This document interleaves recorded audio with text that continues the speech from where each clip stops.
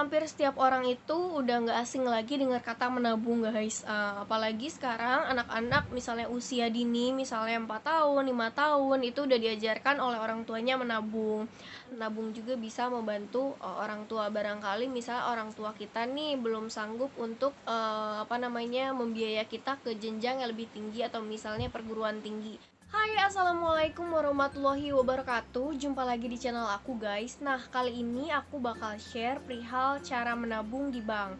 Nah, buat teman-teman yang belum subscribe, silahkan subscribe dulu ya, guys, karena subscribe itu gratis. Nah, hampir setiap orang itu udah nggak asing lagi dengar kata menabung, guys. Apalagi sekarang anak-anak misalnya usia dini, misalnya 4 tahun, 5 tahun, itu udah diajarkan oleh orang tuanya menabung. Entah dari mulai menabung dari hal yang seperti cara lama, misalnya menabungnya di celengan kah gitu kan, atau yang bisa dititip oleh orang tuanya, atau misalnya menabungnya di sekolah. Nah, untuk kali ini aku bakal share sih, biasanya kan untuk anak-anak zaman sekarang udah mulai pada ngerti ya. Nah, untuk yang misalnya masih malu-malu nih ke bank, gimana sih prosesnya? Karena kan setiap persyaratan di bank itu beda-beda. Nah, sebenarnya budaya menabung itu udah diterapkan atau udah udah dijalanin gitu sama orang-orang yang terlebih dahulu dari kita.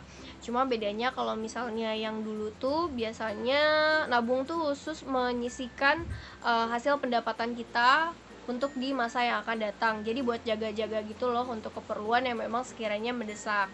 Nah, kalau misalnya untuk zaman sekarang dimulai dari usia dini biasanya sudah diajarkan menabung.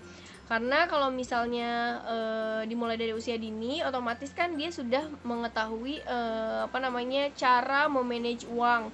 Misalnya nabungnya dari usia dini, berarti anak tersebut sudah diajarkan untuk tanggung jawab memanage uangnya sendiri. Misalnya dikasih jajan sama orang tuanya berapa, kemudian misalnya dimulai dari TK, nah uang tersebut untuk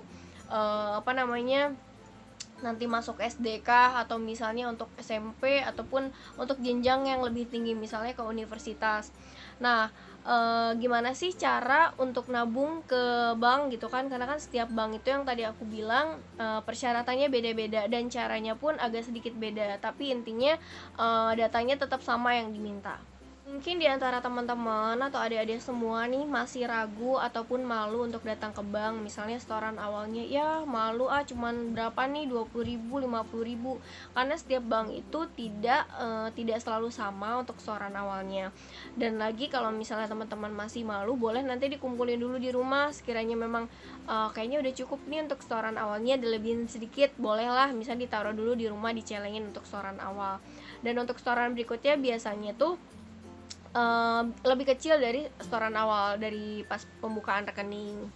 Nah, sebelum aku lanjut untuk proses cara menabung di bank, alangkah baiknya kalau memang kita selalu mengajarkan entah ke anak-anak kita atau misalnya ke adik ataupun keluarga, karena memang nabung ini fungsinya banyak gitu kan, sesuai kebutuhan kita. Apalagi di masa pandemi gini kan agak susah banget gitu kan untuk pekerja yang memang bukan pekerja tetap gitu. Jadi memang harus bijak banget dalam menggunakan uang.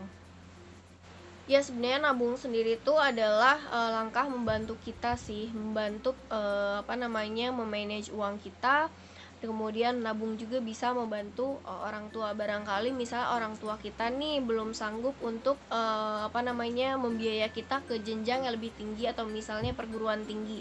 Kalau misalnya kita dapat beasiswa sih alhamdulillah, tapi kalau misalnya enggak, kita sudah punya tabungan untuk masuk ke universitas atau misalnya jenjang lebih tinggi, misalnya pilihan universitas yang kita pengen lah jatuhnya.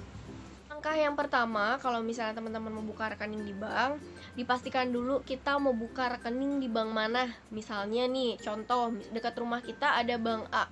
Nah, kita cek dulu nih di webnya atau misalnya di Google, kita cari untuk webnya alamat bank A itu. Kemudian kita cek, biasanya kan ada untuk syarat pembukaan rekening, kemudian ada penjelasan mengenai produknya tersebut. Kita cek misalnya kita butuhnya apa nih, hanya untuk dapat ATM dan transaksi sehari-hari kah, atau untuk investasi kah gitu kan, atau misalnya tabungan berjangka, misalnya 3 tahun, 5 tahun, atau berapa tahun langsung cair otomatis gitu. Nah, ketika kita udah tahu nih, kita udah tujuan ke bank A, kita langsung cek produk tabungan yang kita butuhkan saat ini. Nah, kemudian kita cek untuk persyaratan dokumentasi. Misalnya kalau misalnya sudah di atas 17 tahun kan harus memiliki KTP. Apakah di situ diminta untuk data tambahannya kah? Atau misalkan usianya belum 17 tahun, persyaratannya apa? Kemudian untuk data pelengkapnya apa? Setoran awalnya berapa? Kemudian setoran berikutnya apa? Karena menurut aku kalau misalnya sekarang lebih mudah ya, kita mau cek untuk persyaratan pembukaan rekening di bank. Nah, setelah kita baca untuk persyaratan pembukaan rekening di bank tersebut, nah kita datang nih ke banknya. Kemudian nanti biasanya security mengarahkan untuk antrian ke customer service. Setelah nanti mengisi formulir, kemudian datang ke customer service, pastinya customer service tersebut menjelaskan detail mengenai produk tabungan yang akan kita buka. Nah, setelah proses pengisian dokumen, pembukaan rekening, aktivasi, misalnya kalian yang pakai ATM, aktivasi ATM, kemudian buat PIN-nya sendiri, kemudian nanti setoran awalnya. Biasanya kalau misalnya untuk limit tertentu di bank beberapa bank ada yang bisa langsung setoran di customer service, atau misalnya memang harus seluruhnya nominal berapapun di tel service, karena kan kebijakan bank itu beda-beda ya guys. Nah, untuk teman-teman yang memiliki tabungan yang sudah memiliki kartu ATM, biasanya sudah didaftarkan fasilitas mobile banking, notifikasi, ataupun internet banking. Nah, itu sebenarnya mempermudah kita dalam melakukan transaksi. Tapi di sini teman-teman harus jaga-jaga apabila misalnya ngelihat saldo kita udah banyak, jadi kita harus punya motivasi nih. Saldo segini masih belum cukup nih, apalagi nih misalnya di masa pandemi gini orang tua kita lagi kesusahan gitu kan, apa salahnya sih kita tahan dulu misalnya kepengen kita yang sekiranya tidak dibutuhkan.